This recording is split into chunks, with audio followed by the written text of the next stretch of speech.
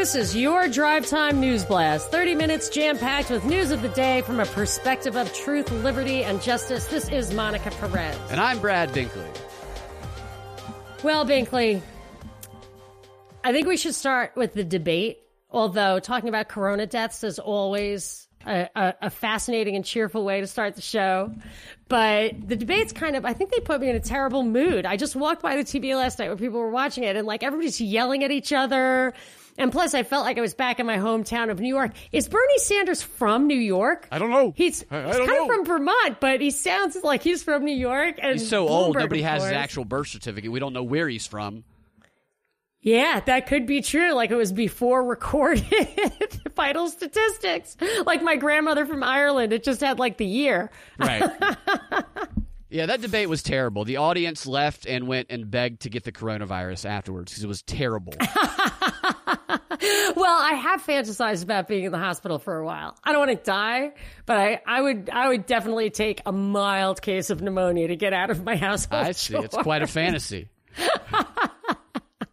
Just something little. I remember when I was an investment banker, there was a thing that went around that said, you're working too hard if you think it would be good to be in a minor car accident that broke your arm. You can't work, but you're not really messed up, or you went to jail, a really good white collar jail for 6 months. You tell me your fantasies. Pneumonia, a mild case.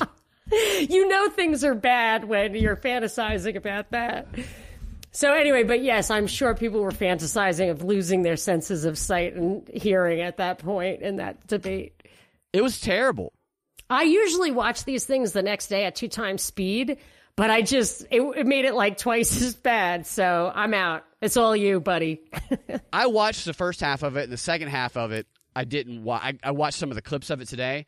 From what I understand and what I can tell, the second half was a little more exciting, but the first half was they just came out, and it's like they were getting in line to see who could do the best job at attacking the closest Trump-like figure that is available, because everything about kind him, of he's a voodoo doll of Trump. If they could burn him in effigy or poke pins in him, that Trump would feel the pain. He's like a community theater version of Trump, is how I see him. He's not as charismatic. He doesn't own the stage, but he has the same no-nonsense attitude, New York guy, wealthy. Yeah.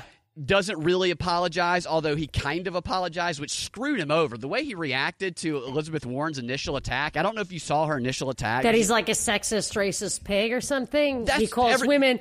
This really annoys me. I have to say, I did see a 5-minute highlight reel.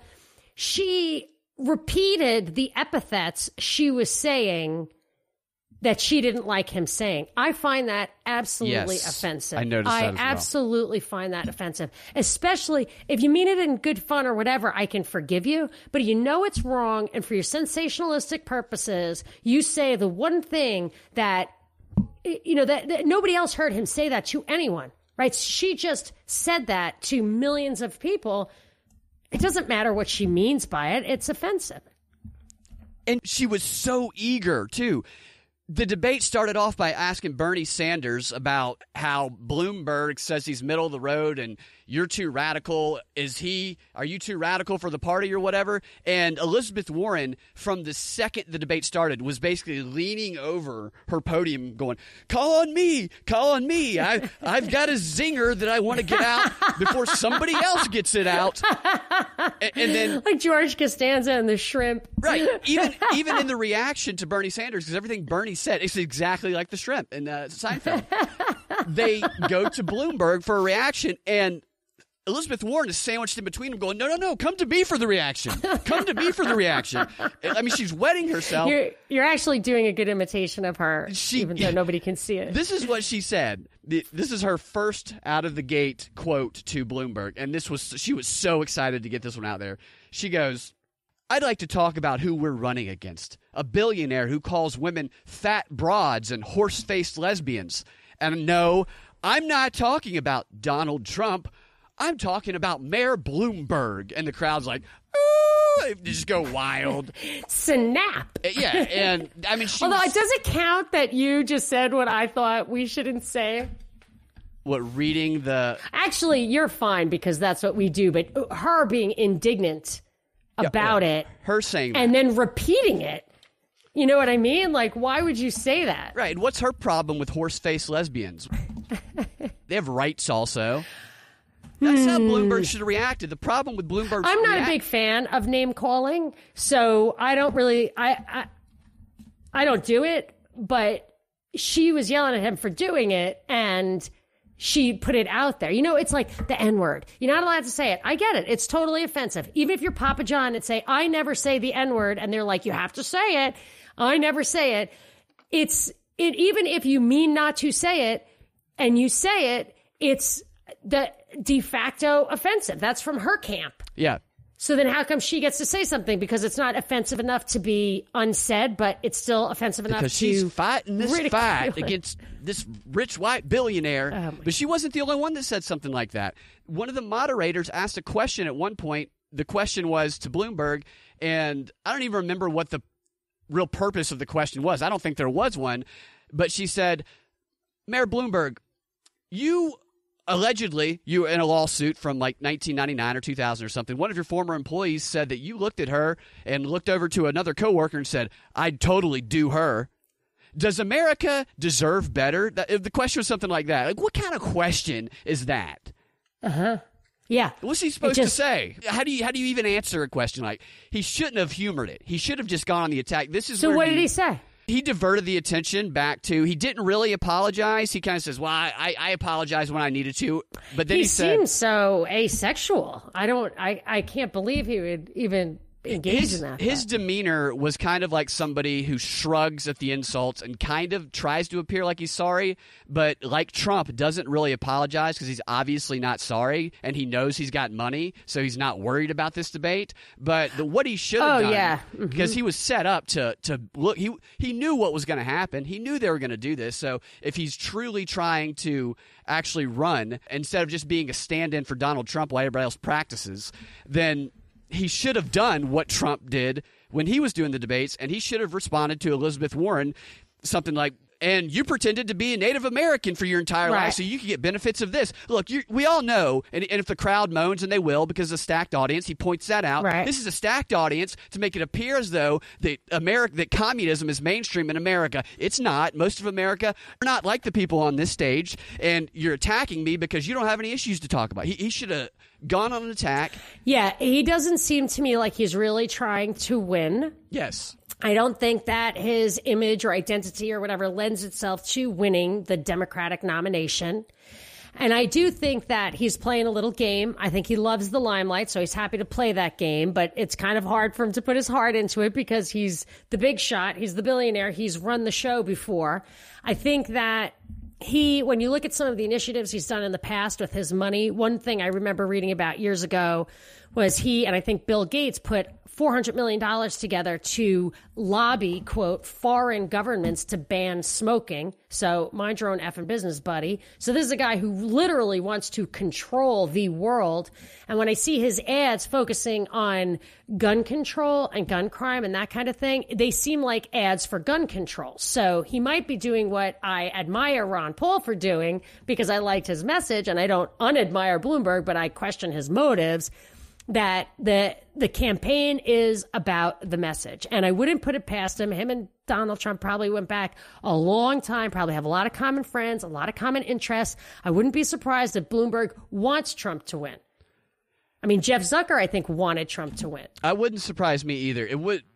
I bet that Bloomberg's news organization is making a killing right now. So I bet while he's spending this money. Jeff Zucker is the news guy. CNN has never been healthier. Jeff Zucker runs CNN, but he also was a boss of The Apprentice. When Donald Trump was the boss on The Apprentice, Zucker was his boss. Yeah. But when CNN rolled along and said, oh, Republicans, please, us Democrats want you to vote for anyone but Trump, pleasey, pleasey, pleasey. And then the Republicans are like, you see how it makes them crazy? My brother, George the Friendly Truck Driver, said to me the other day, I was like, why do you like Trump so much? He's like, there's only one reason. He pisses off the people I hate. And that's all there is to it. And it's brilliant.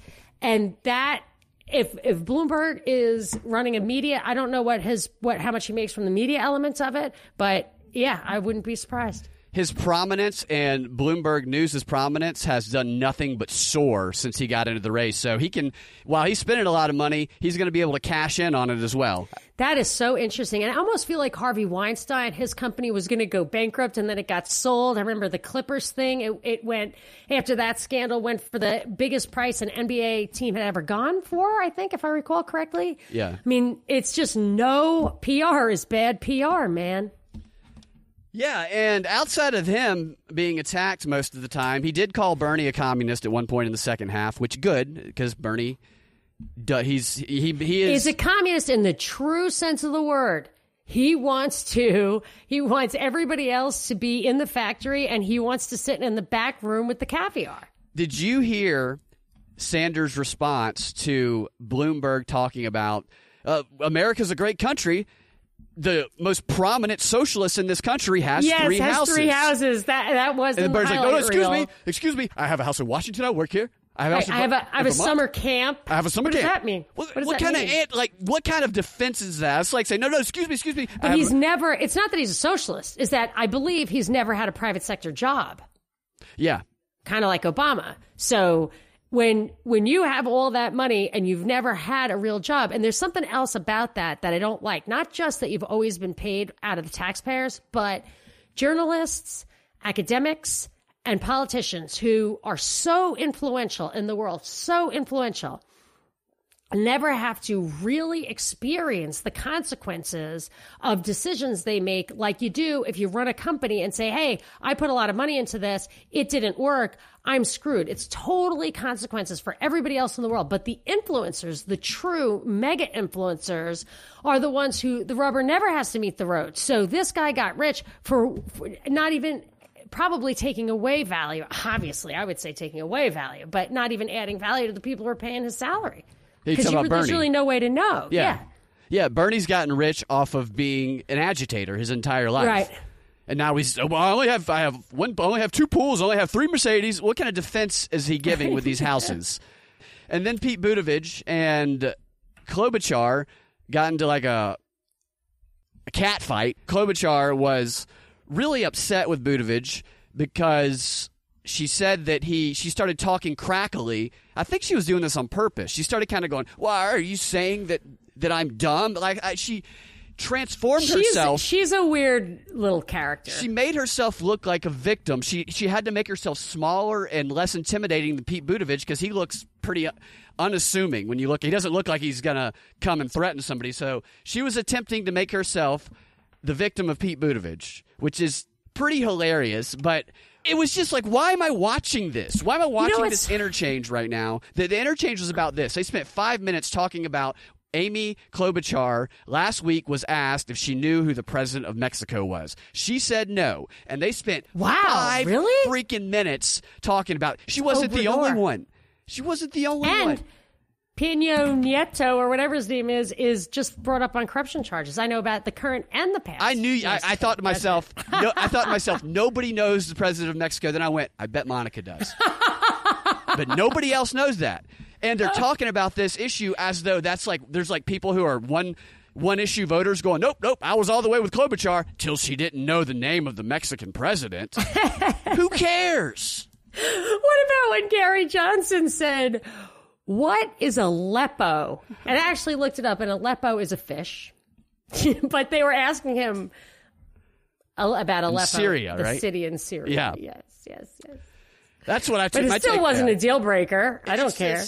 People were talking about how good this debate was because people finally had some fire and all they did was they only had fire because they had somebody who was just like Donald Trump in their stand-in for Donald Trump. Like you have a stand-in when you're filming a movie. This is what he was doing out there, and they're all like, "Yeah, let's come after this." Yeah, when the show goes on the road, they have like the B-list actor, the traveling actor. Well, other things that I was noticing. One is 2 mayors were on that stage. 2 big city, well, not even big city mayors. So 2 mayors. And it makes me think that it just reminds me of when Trump pulled out of the Paris Accord or other things that people haven't liked on the state or local level or the federal level, instead of looking for more subsidiarity and saying, hey, we want greater control over our locality because we don't agree with you.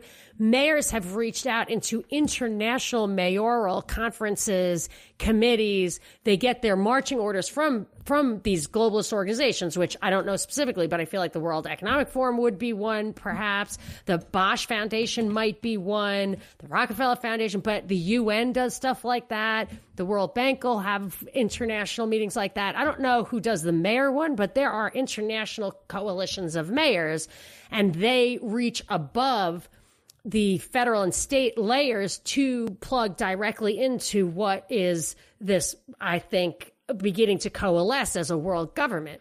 And 2 of them are on that stage out of like 6 people. And then Biden, I was looking for Which ones are those 2? Buttigieg? I don't know if it's Booty Judge, Booty Gig, or Buttigieg, but Buttigieg. That's how Trump said it. Mayor Pete. That's and Mayor Bloomberg. That's right. Mayor Pete, Mayor Bloomberg. And then Biden, I was looking for signs of neurological impairment, as usual, to see if he really has it. I was trying to like look into his eyes to see if he was faking or not.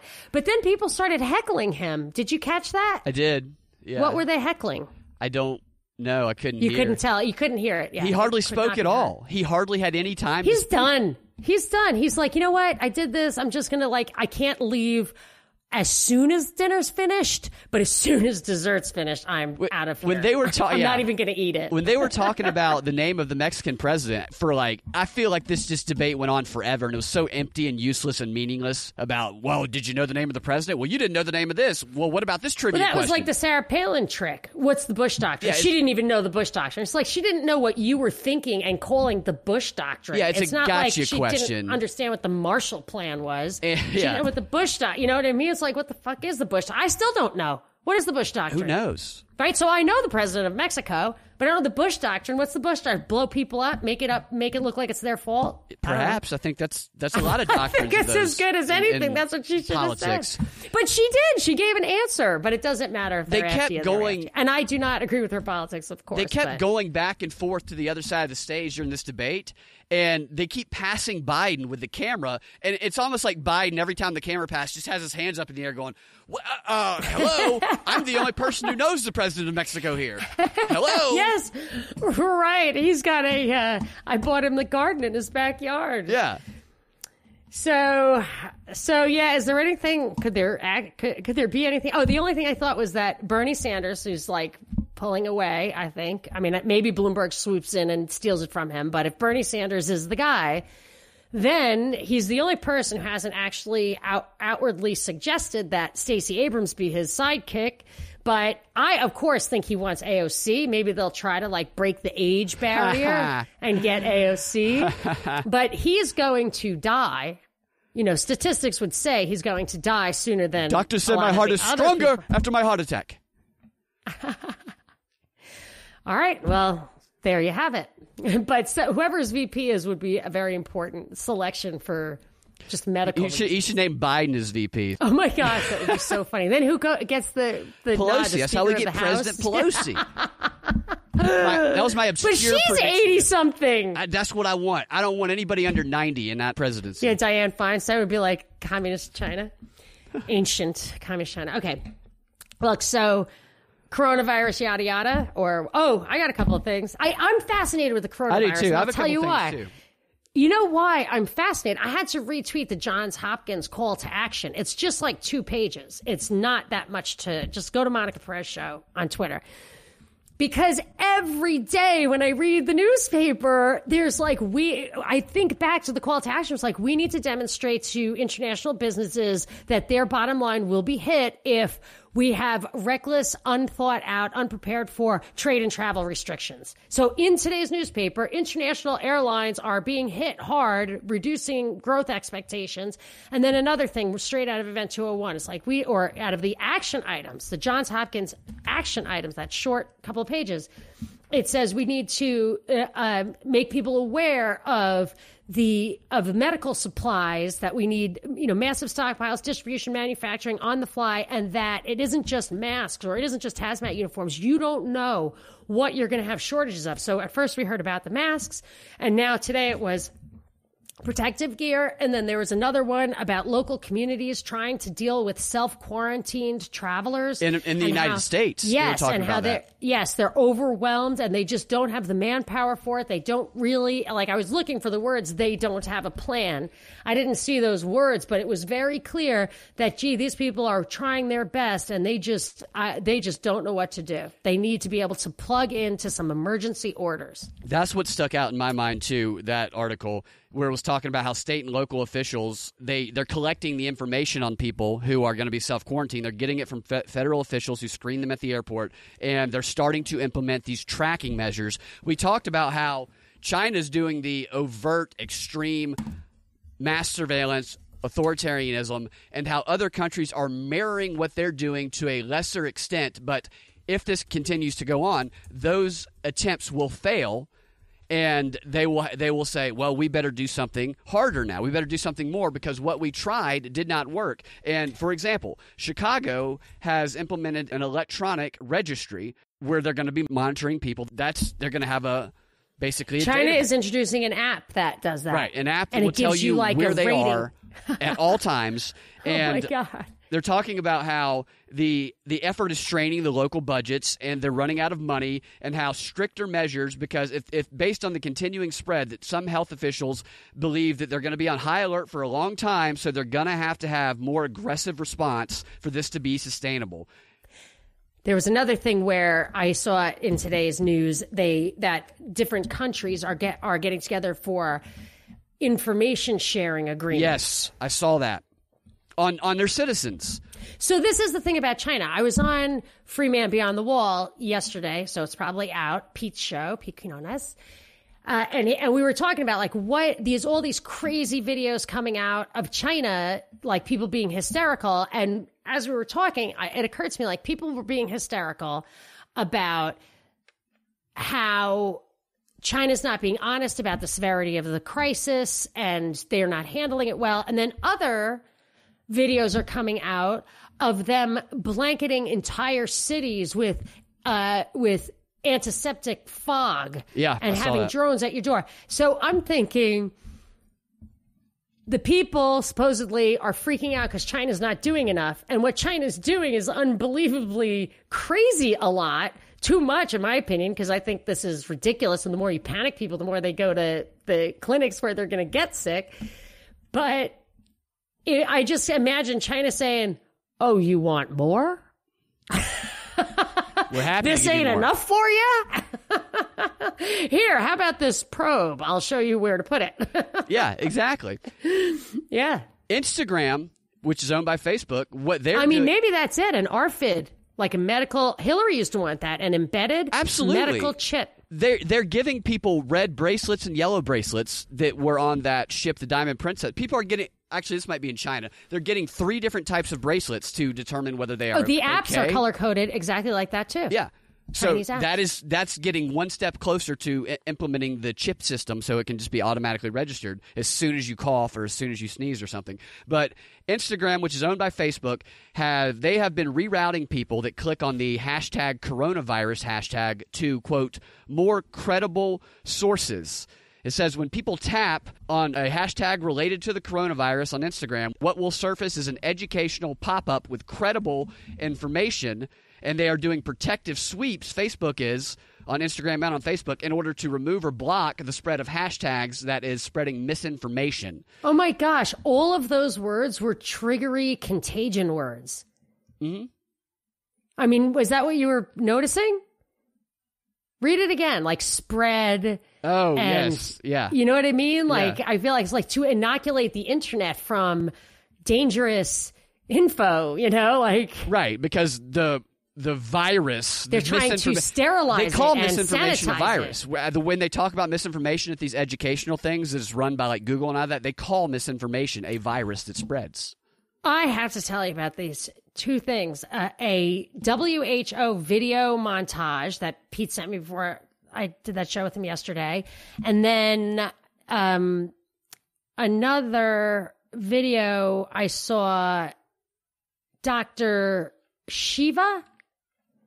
He's from MIT, and both of them had just tons of like science about how vaccine adjuvants, not the actual microbes, but the stuff that they travel in. They used to have mercury and now they use aluminum and stuff, that vaccines don't work without them, but that they are bad and they need more study and they can cross interact. Like, this was amazing to me that stuff was getting out. But yes, it's crazy because they are so heavily suppressing anti-vax misinfo. Yeah. Yet they're smoking guns that say it's totally something that the official narratives are not addressing the real depth of the science. They won't talk about it. They're not going to talk about it. They're going to find the people that agree with them, and they're going to try to silence that information. And we're getting foreshadowed that this virus is going to spread here, Japan, every other country that was on that ship, the 50 countries represented on the Diamond Princess, which is, that's going to end up being the sin. History is going to talk about how that was the center of the outbreak. The Titanic. Yeah, yes, I feel like there's going to be a moment, I think it would be called a flashpoint. Right. Where when Invent 201 said the first 6 months were seemed totally manageable. But then over the year that followed that, so month 18, we were at a devastating low point. But it already said, I saw an article today in the newspaper, that's today's paper, Fed optimism rose before virus hit. Fed optimism should not have risen 11 years into an expansion with a below 2% federal funds rate. But whatevs. Yeah. Yeah. All the news. I could have made this prediction without the coronavirus. Right. All this news about the coronavirus and that the Diamond Princess ship today has been, we don't know why they let those people off. It was shown that even if you don't have symptoms and you get a negative test result, that you a couple days later could have a positive test result. Now all these people are freely roaming around Japan.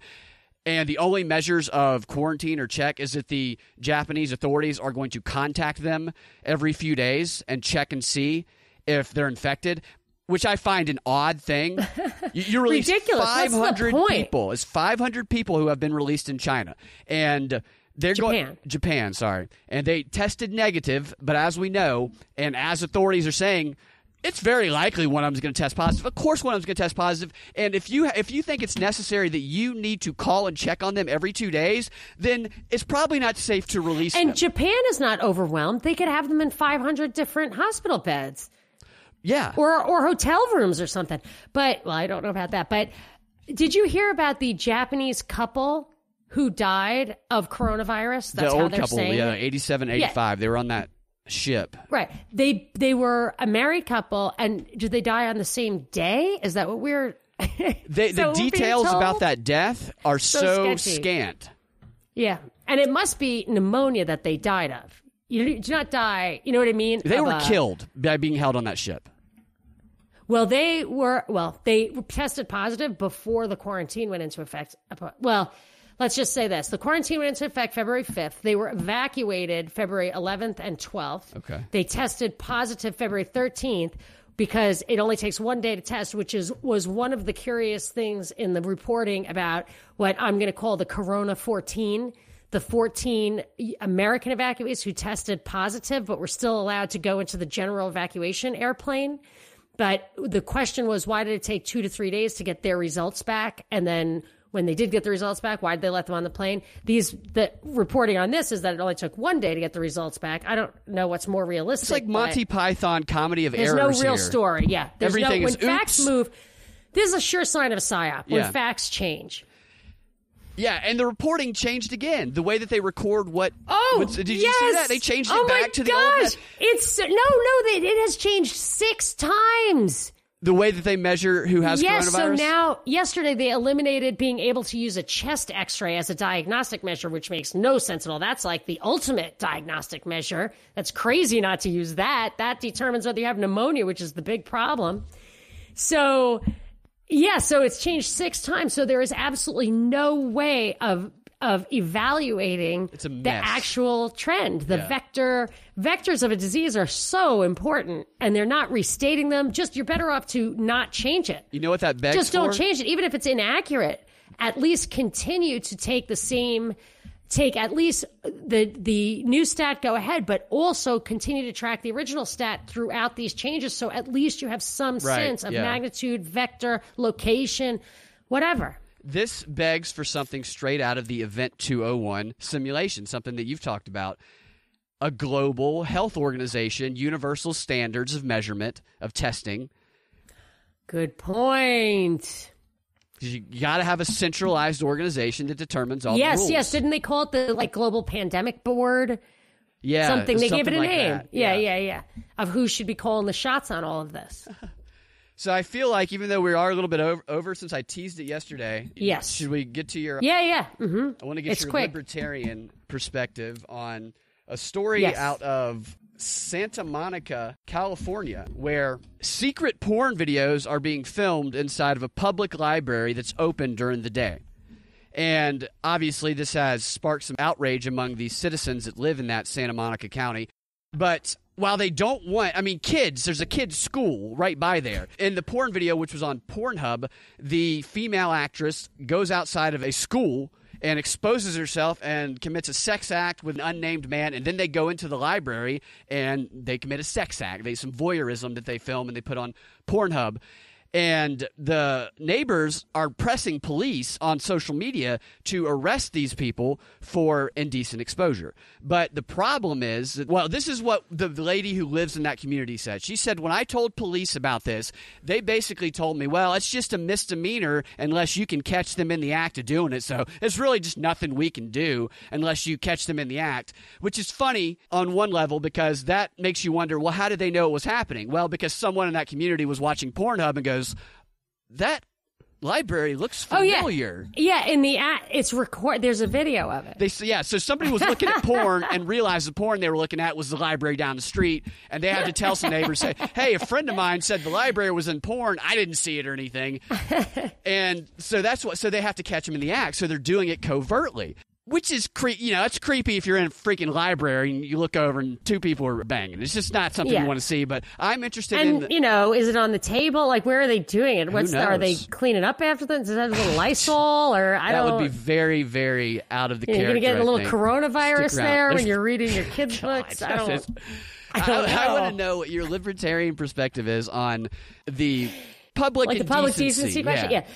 Well, there's a couple of things. First of all, in a private society, you don't have public spaces. Certainly, if you're a minarchist, so you kind of believe in the highly limited government. My father's a minarchist, and he used to say the only legitimate functions are national defense of government, national defense, local police, and courts. That's it. That's all he would say. So in that case, maybe you do acknowledge the Constitution as post roads and stuff like that. But I'm an anarcho-capitalist. I don't think you need public anything, that roads are built by developers of malls and developers of apartment buildings building a road that everybody wants. So I'm not a fan of public places. I think public libraries are like zoos in that they're immoral. Because I'm not saying I'm a big activist boycotter. I took my kids to the zoo, but you look at it, it's just if I were a giraffe, I would not want to be here. And then they're like, oh, but we saved its life, whatever. Okay, I don't know. But public libraries, I don't know if it helps the guy who writes the book or not, but it seems to me that you're violating copyright by putting everybody's books in the public library. I don't know if copyrights, which are also in the Constitution, have an easement for the government to lend your books out without charging people rent. I don't understand. My sister never buys books because she gets them at the library. I'm like, that's uncool. But so if you have a private entity, you can make your own rules and throw people out if they do that stuff in there. So you really don't have that problem. But I would make a note that I think some people don't realize, it's my opinion anyway, that a libertarian society would actually be much more culturally conservative than the society that we have. And you can think back at when in the 60s, say, when you had a much lower divorce rate, the powers that be or whatever, Cloward and Piven, people like welfare, they go out of their way to cut down on marriage. They want dependence at the higher level. If you're a single mom, you can get welfare. They want you to have welfare, so they encourage that, and they put all sorts of incentives in place to undermine all that. But if you don't have that so-called safety net and you get knocked up, you are going to have to pay for that. Or your dad's going to have to pay for it. And he's probably going to, as my father would say, beat your cruller off. So I'm not suggesting that we violently abuse women who have premarital sex. I'm just saying, back in the day when there were consequences, and I don't mean your father beating you up, I mean you had to take care of this child and work and find it, you were more cautious. And that is where you get kind of morality. Morality is, in my opinion, always consequential. So people are like, well, do you want to go on principle or do you want to go on pragmatism? And I've always said the principle is the pragmatism. Whether morality was handed down by God or emerged from human society over 10,000 years of civilization, they're the rules, legal, moral, civil, whatever. These are the rules that emerged in a state of praxeological awareness. So I'm going to throw that Mises thing out there. Praxeology is what really happens. And common law is really designed to adjudicate on the margin whether you, like the fundamental law of don't touch me or my stuff, if there's a case where it's not crystal clear to everybody what the answer is, then you adjudicate that case. And that is the precedent. That is how our law works. That's the precedent for all to follow. Why? Because it's a real thing that happened and got resolved by some wise people, and it was then accepted as valid. Now things are getting a little, they're not as pragmatic and principled at the same time. But you get what I'm saying. It's when you're in a truly free society where you take the consequences of your actions, like Harry Brown says that a libertarian believes in individual liberty and personal responsibility on all issues at all times, that will make you watch your step, and then your community will emerge with a culture that is suited to the level of liberty. Thank you for asking my opinion. Well, thank you for giving such a fantastic insight. Are you saying the community should shame those people out of that library? I don't know. I think that incentives are powerful. Or embrace it if they like it. Yeah, I mean, if those people, if you don't stop people, if there are no consequences, then you have to use force to stop them. If you're going to use force to keep natural consequences from emerging, then you're going to have to use force to enforce a mala prohibita laws. I would love to see them redo that Seinfeld episode where Seinfeld has a stolen book from high school, and the library cop, Mr. Bookman talks like, you're going to steal that book. You stole that book, and you knew you stole that book. I would like to see that, but we put it in the context of the people shooting porn inside the library. I think they could send Mr. Bookman in there as they're having porn, and he can... He stops them. He stops them from doing it. He yells at them and flashes his bag. Yeah. Badge mid-porn. Tries to pry them apart. Ugh. Coronavirus. You guys can find your Drive Time News Blast every weekday afternoon at 4 p.m. on thepropreport.com or your favorite podcasting platform with the Propaganda Report podcast feed. We will talk to y'all tomorrow.